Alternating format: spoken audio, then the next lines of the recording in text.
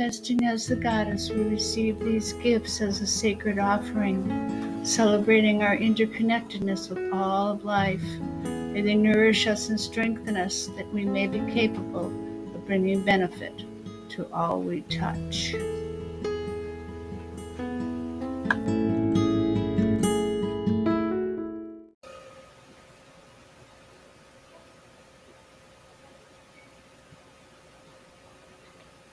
Welcome to Star Circle Season 3, Episode 3.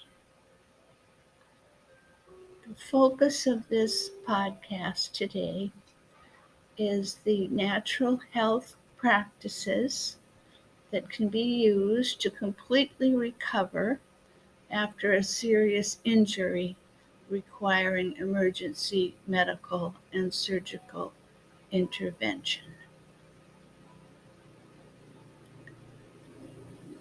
In the 1990s, I had left the profession of nursing and was in graduate school and working. I called myself a lifestyle consultant. And at my clients' requests, I wrote a list of my wellness prescription. They were asking me, what do you do to stay in such great shape? So I was trying to explain at that time that building your immune system is the natural health approach to getting in shape, staying in shape. So here's the things that were on that list. It was before the computer, and it was just a one-page flyer. And it started with scrub and brush your skin, because your skin is an organ of elimination, and it needs exfoliating daily, and it's a wonderful practice to do first thing in the morning to dry brush your skin. You can also get a special brush for your face and brush the skin on your face to make it glow with good health. Reversing the effects of gravity is also something that can make your body glow with good health. So we're talking slanting, hanging, dancing, or bouncing, yoga. These are all ways to reverse the effects of gravity. But I must remind you, don't reverse gravity when you're constipated.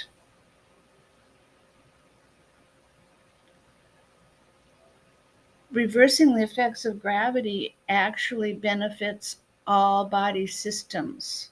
Gets the toxins out of your feet and legs. It improves the circulation all over your body.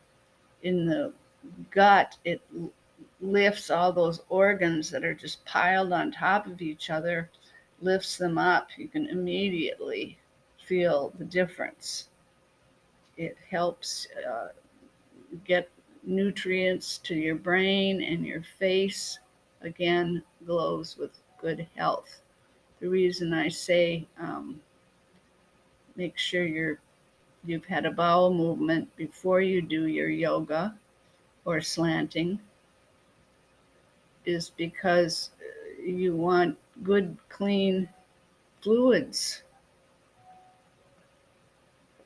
circulating to your brain, and all those organs in your belly, they won't benefit from the reversing the effects of gravity if there's old hard poop in there. Avoid food stuffs with no nutritive value.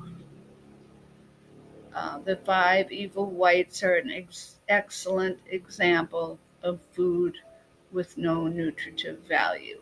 That's white rice, white pasta, white flour, white sugar, and white salt. Um, they're not only devoid of nutrition, but they're actually taxing on the body. Whenever we put something in with no nutritive value, the body has to work on what to do with it. If it's not helpful at the immediate moment, it's stored. That's how we become toxic, and why junk food is not only not nutritious, but it's harmful.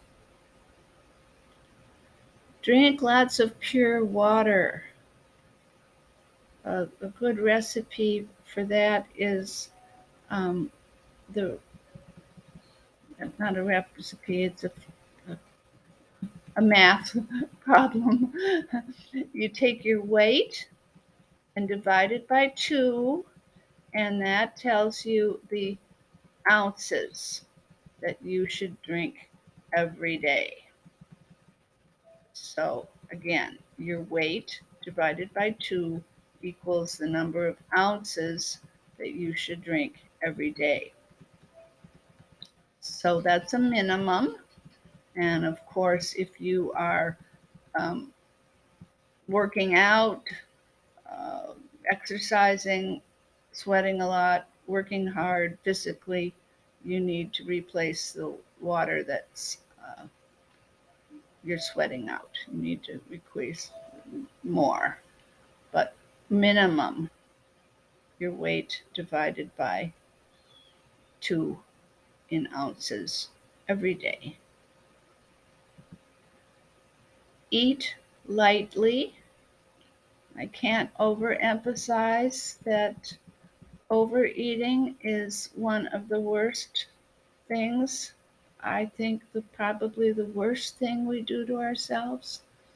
It causes all those hernias and fistulas and fibulas and all sorts of toxic conditions that result in disease. Um, because when you're overeating, you're not just stretching your digestive tract out, you're not allowing time every day for the elimination phase. That's why I say to fast regularly. I was recommending the daily fasting 30 years ago. I'm so happy to see the intermittent fasting is becoming a common phrase. And what that means is that you allow 14 hours after your last meal of the day before you put solid food in the next day. This allows your body to clean. And usually part of your fasting time is when you're sleeping. And they've proven that all body systems are cleaning and doing things when we're sleeping, different from during the day when we're eating. Include a variety of organic fruits, veggies, whole grains, legumes, and nuts. A dollop at every meal of some of these things can accentuate and improve digestion.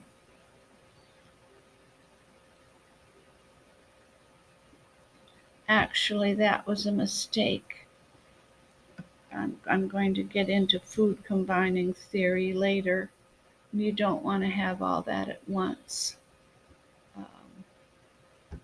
Include a variety of organic fruit, vegetables, whole grains, legumes, and nuts in your diet. in your daily 10 hours of eating. Buy a juicer and use it often. Juicing is an excellent thing that you can do during your 14 hours of fasting. Now, I have always taken vitamins because I didn't believe the recommended daily allowance. And the thing with vitamins is you have to be really careful of the source. Some of them are just more of the corporate factory farming chemically produced food. So be real careful where you buy your vitamins. Of course, I recommend something like a natural health co-op or health food store for vitamins. And I recommend you include a stress formula that includes at least vitamin C and vitamin B. They are the water-soluble vitamins, so we need to put them in every day. Antioxidants protect our vitamins. Multi-minerals, the food the soil has been devoid of minerals my whole life, so we need to supplement with minerals. It's not in the food. Enzymes are necessary for digestion, and plant essences can be of great benefit in supplementing. Learn what herbs are your allies, grow them, and make your own tinctures. I highly recommend any book by Susan Weed. She's the herbal wise woman and grandmother, and she will help you learn what it means to have herbal allies. Include, now here's the superfoods that I was meaning. You should have a dollop at every meal of one of these.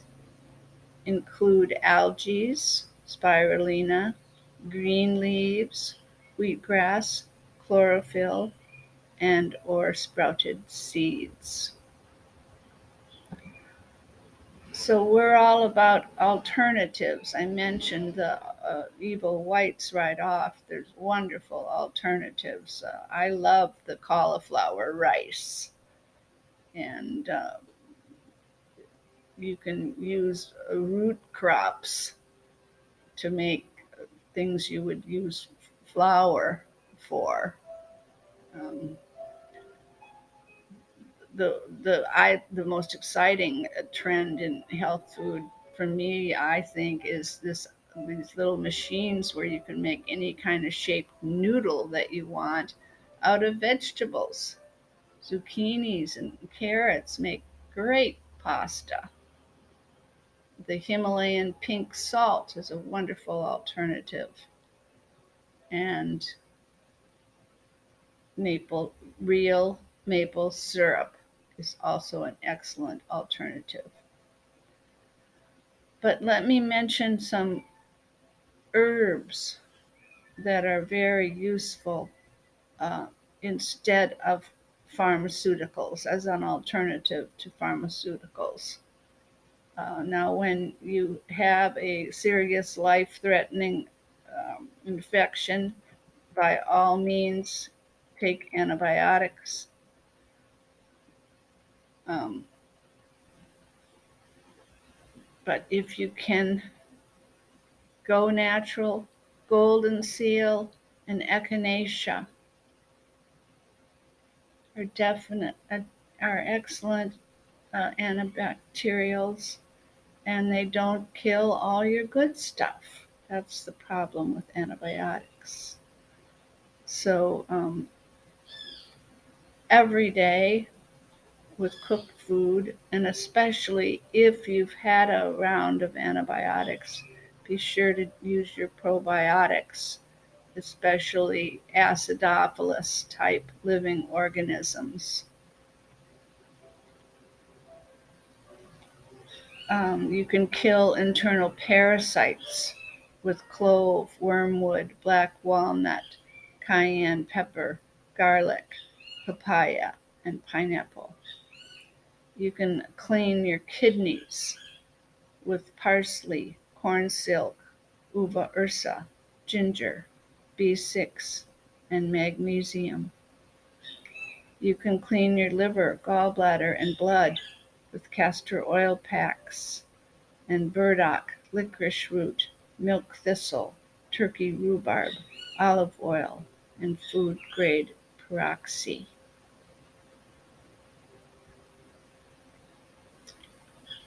I highly recommend cleaning your colon with psyllium bentonite, enemas, and colonics. And you're going to hear a lot more about shit from me in other episodes. And this one. Receive healing, loving touch and body work, including acupuncture and acupressure. Move your body, stretch and walk, do aerobic yoga and isometrics and somatics exercises. Meditate, explore your mind-body connection, be happy, enjoy life. Breathe in beautiful sounds and colors. Do your emotional work. Express your feelings. Keep a journal.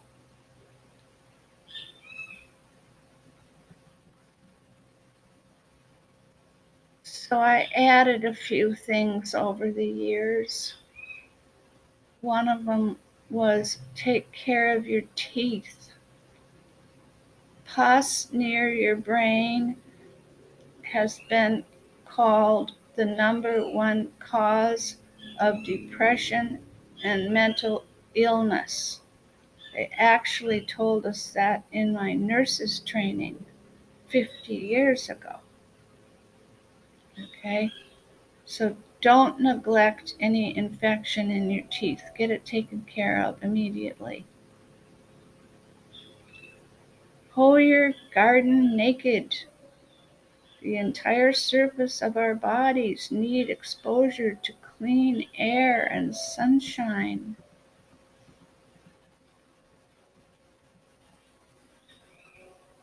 So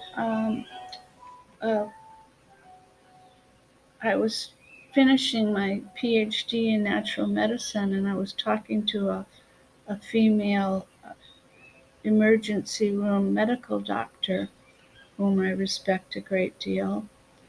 And I was asking her what she thought it takes being healthy. And her number one thing was attitude.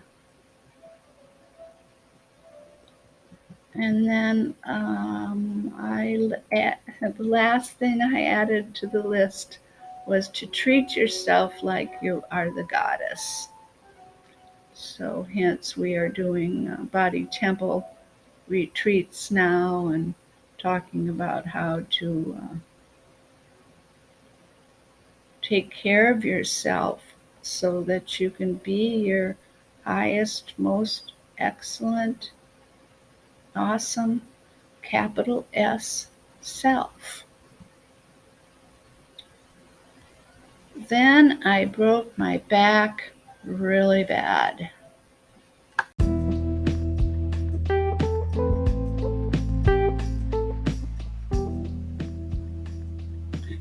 If you are able to support my podcast, it would be greatly appreciated. Anchor has a system where you may do a recurring donation of 99 cents, $4.99, or $10 or $9.99. And of course, you could discontinue at any time. Go to anchor.fm/REVDRJUDE to set that up. And thank you very much.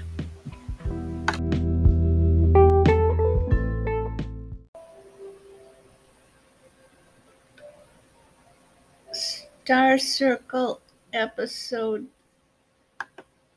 3 in my first season is a universal worship service focusing on forgiveness, where I read texts from all the world religions about how important forgiveness is. And I explain that there's a 4-step process to forgiveness. And the first step is, if you're in danger, get out of the situation.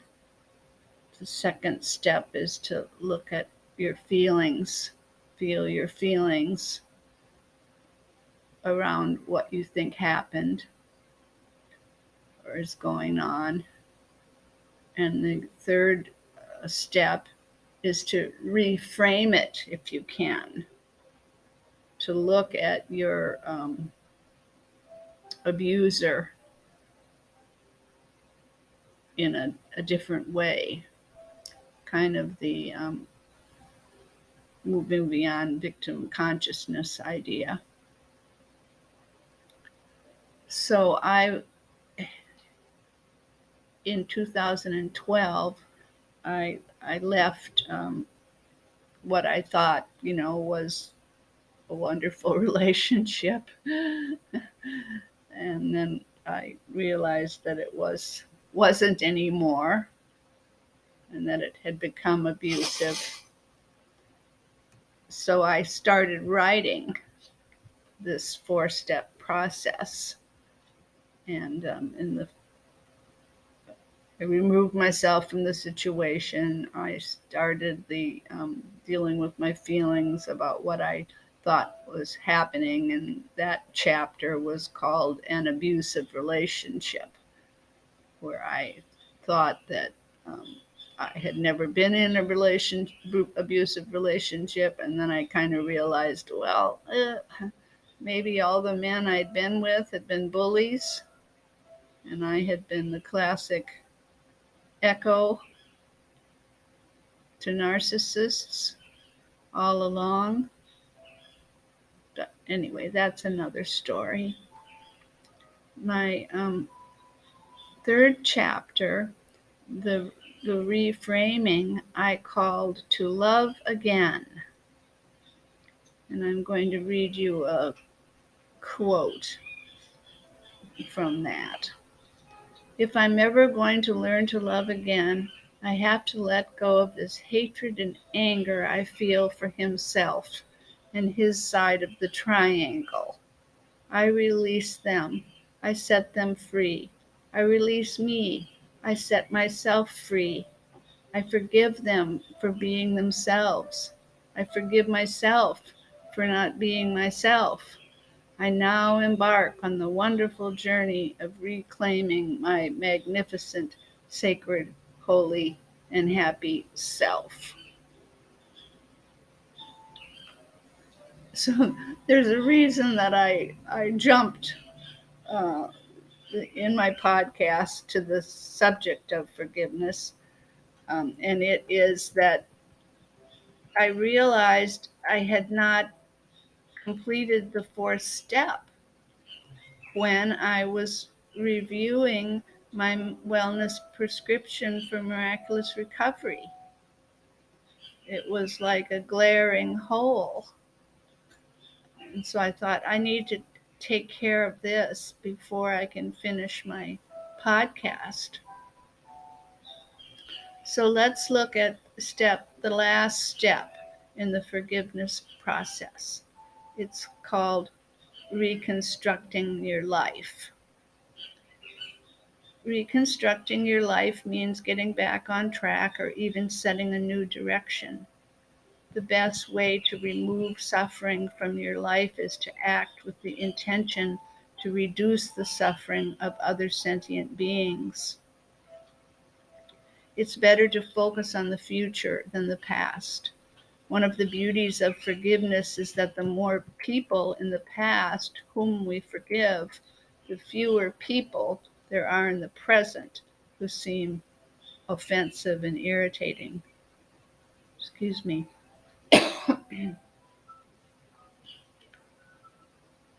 Also, releasing old injuries cuts down on the reactive dramas of life and leaves your attention free to concentrating on reconstructing the life you prefer.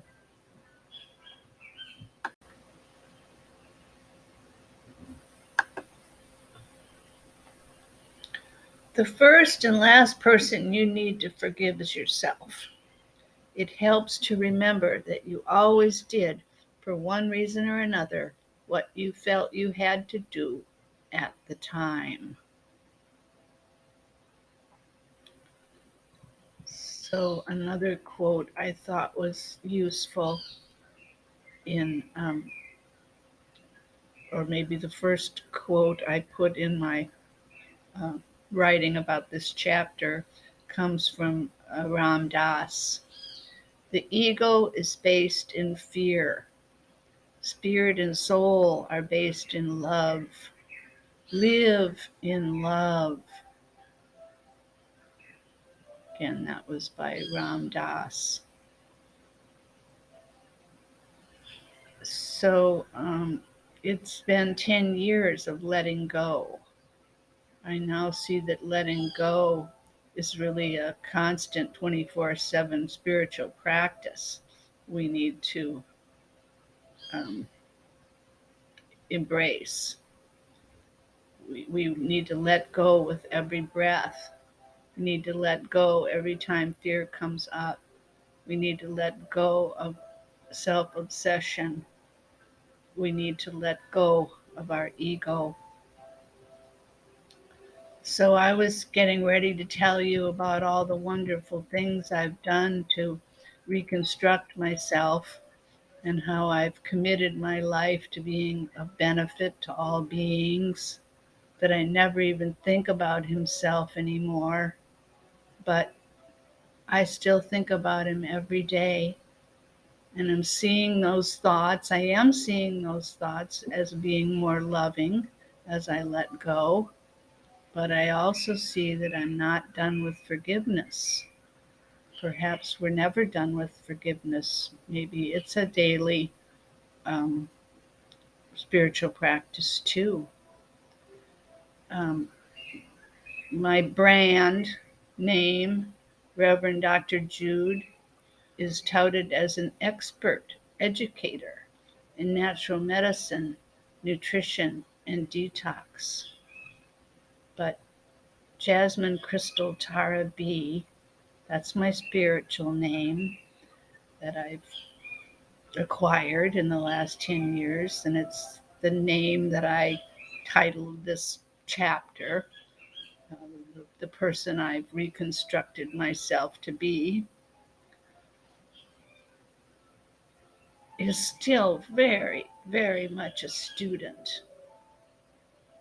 And my beloved, respected teachers include Pir Shabda Khan, Prema Dasara, Dr. Stephen Greer, and Florentine Ionita, and many others.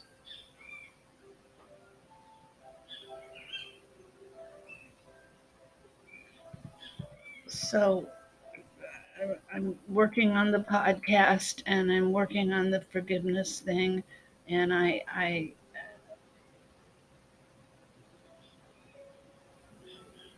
well, actually, I'd heard that, successful authors continue to rework things. And that's really what I'm doing here. I'm repackaging my old free natural health articles into my podcast. And so again, I'm in this podcast. I'm getting ready to tell you about how all the wonderful natural health things I shared were on my miraculous my wellness prescription 30 years ago. How they helped me recover from my broken back, requiring life-saving spinal surgery. And I do recommend these practices to others recovering from life threatening injuries or surgery in order that they too can have a miraculous recovery. But oh my goodness, ding, ding, ding, I have to include forgiveness and humility.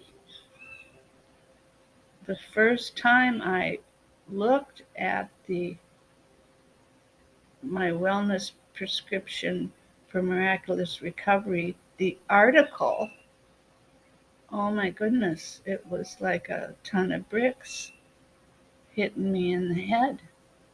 It was a eye-opening, powerful, humbling experience that brought me to my knees, literally. When I read, then I broke my back really bad, journal entries by himself begin and describe the accident and continue describing the details of 12 days in the hospital when I was heavily sedated. He was at my bedside 24/7 holding my hand. When I go home to his house from the hospital, his oldest daughter arranges a schedule of their friends coming and going around the clock to help. I had no money. I was in a terrible mood. I couldn't even wipe my own ass. It's embarrassing. Here I was just talking about hating this man, and for God's sakes, show a little respect and a whole hell of a lot of gratitude, dear, I say to myself. I would not have had this miraculous recovery that I did. I may have not even survived without himself, his family, and his community of friends.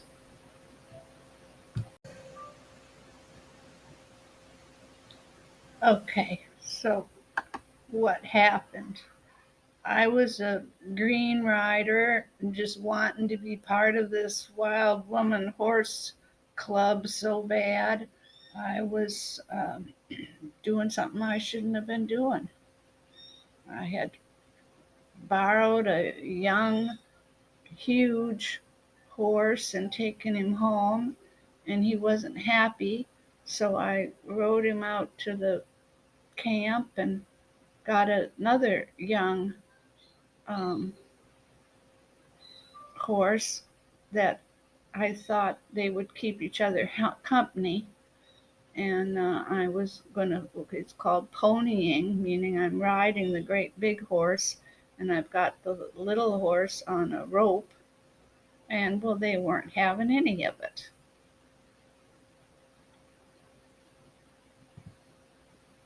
So I have to forgive myself for that. And well, I can tell you uh, what the doctor thought made my natural recovery.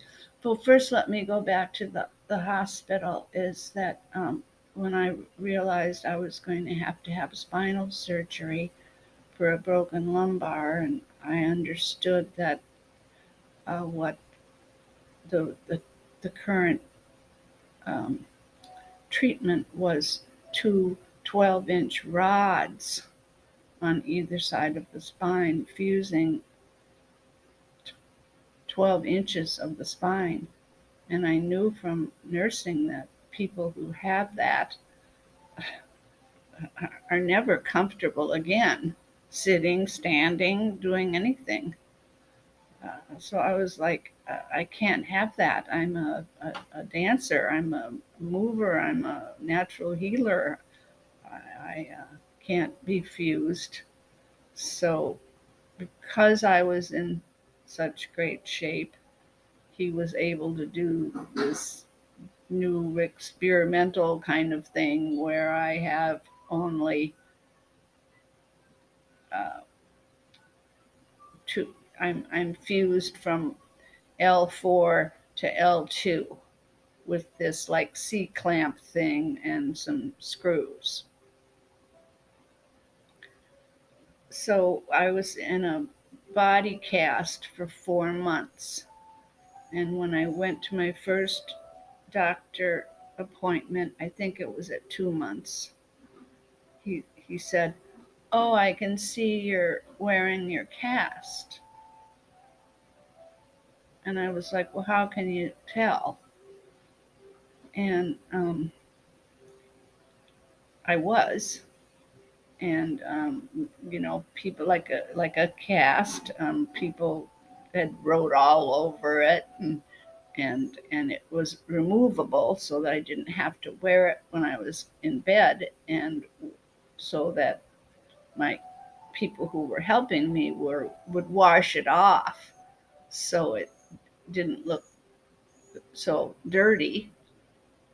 But so when I said to him, "How can you tell I've been wearing it?" And he said, "'Cause it's dirty." And he said most people don't wear it, and they put it on to come to their appointment, and he can tell on the x-ray, and he can tell by looking at it that it's brand new. On my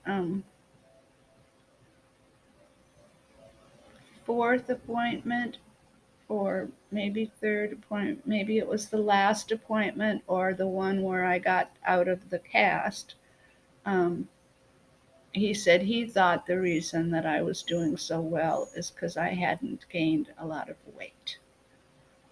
Uh, so I do understand that most people who um, would be in a body cast for 4 months would just pig out. And I was, I was adverse to that. Um, I asked him when I got home, can I go for walks? And I think maybe at 2 weeks, or maybe right away, he said I could walk, and with assistance. So I had a walker, and then one of those belts around me that my helper could hang on to. And as soon as I could, I started walking around the block at least once a day. And this was not sidewalk. It was natural ground with rocks. Um, and I didn't get addicted to opiates. So that I think is huge. Um, I I got off the morphine as soon as I could, and then they sent me home with the oxy and hydro. But I didn't like how it made me feel. I felt like it didn't help my mood at all. I was really in a dark night of the soul, and I didn't need to have any more self hatred or ruining my personality uh, by the opiates. So again, I have to credit the wonderful community I was living in supported all kind of natural therapies, and I started having a drink every night that was made with poppies, organically grown poppies, in moonshine, just a little bit, with fresh from the cow cream, organic. So that really helped for sleeping. And I got off the pain pills as soon as I could and exchanged it for other feel good methods. I smoked a lot of pot. I usually had a glass of wine with lunch. Um, I got regular massages. I got physical therapy. One of the ways himself helped me, helped save my life, was he got me on disability insurance so that I had Medicaid. So I had therapists coming to the house. I think it was 4 days a week.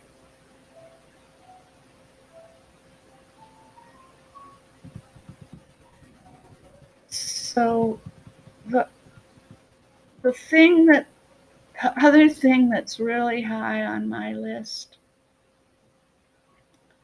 is was for pain control and sleep was um, I'm a shit expert, okay, and I became a shit expert because my I was a constipated baby, and I just started, and then when I was 21 and I got into natural health, uh, eliminating, I was told, was just as important as nutrition. So I had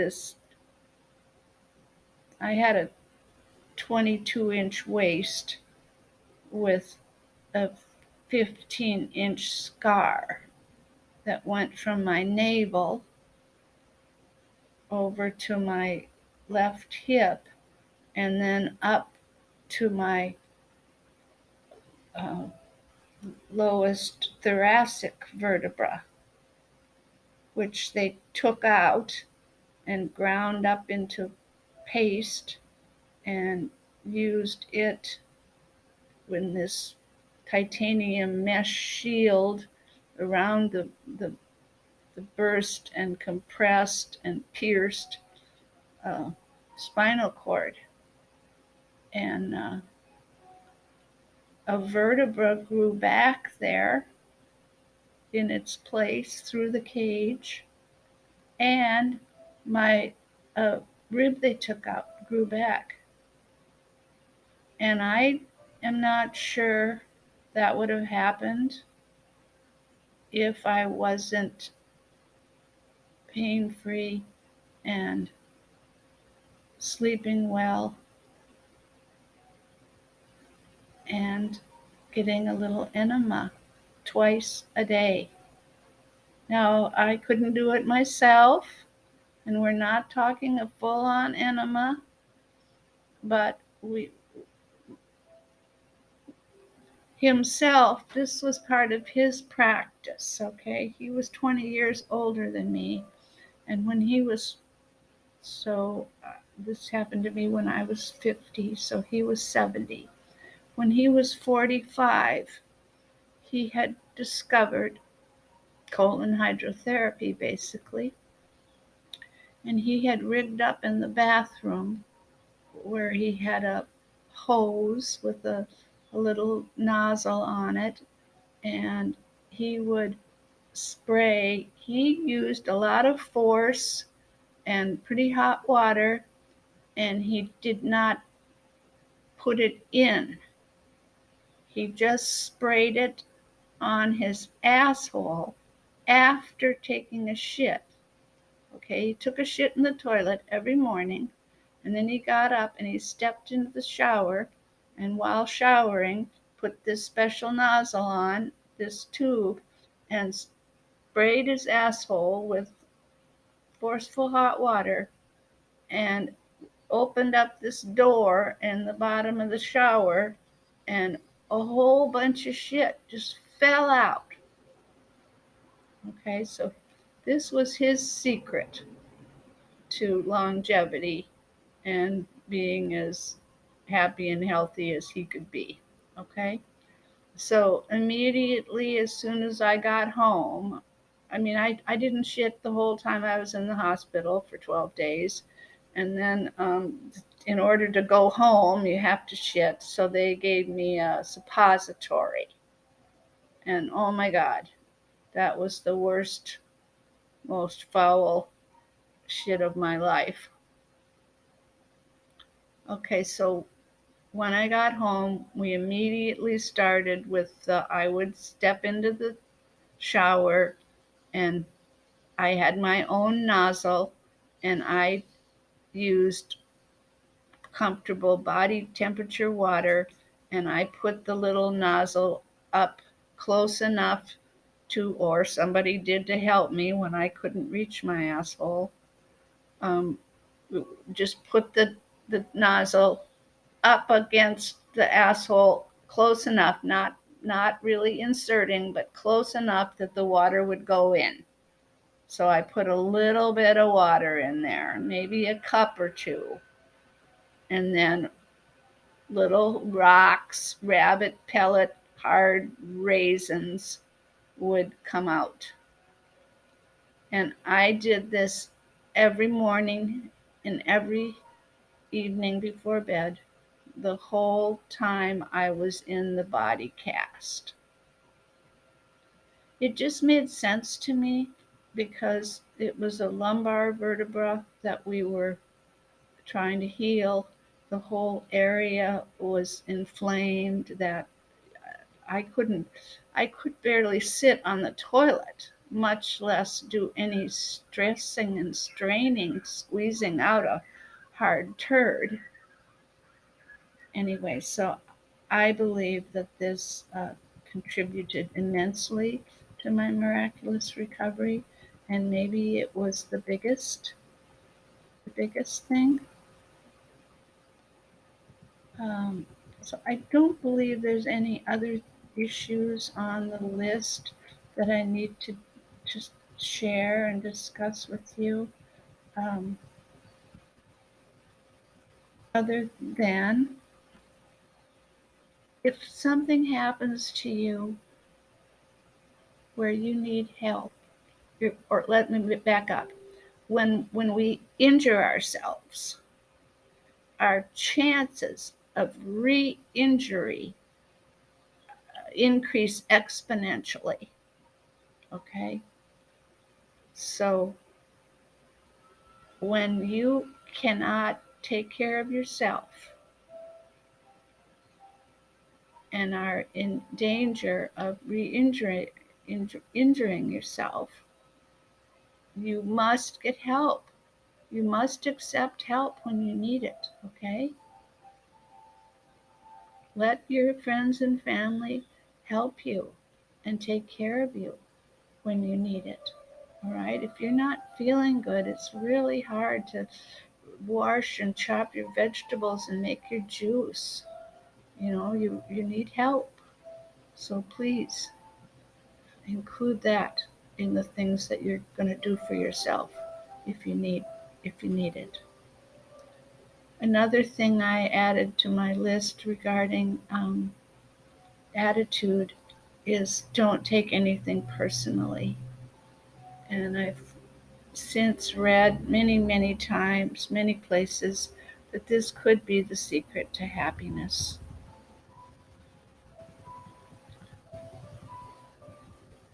Again, the, the, the man helped me with the Medicaid, so that bills, most of the bills, it was $100,000, my 12 days in the hospital. And my Medicaid paid for all but $2,000 of that. And his community of friends really had when I was well enough to dance, they had a big party with a band and raised the money I needed to pay off the rest of those bills. So the last thing I'm going to share is that spiritually, an attitude of gratitude is vital. And I cannot thank himself, our friends and community, and the doctors enough for their help in my recovery.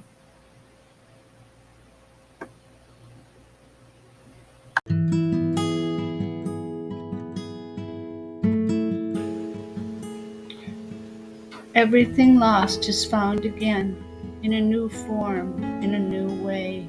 Everything hurt is healed again, in a new time, in a new day. Change is, touch is, touch is, change is. Change us, touch us, change us.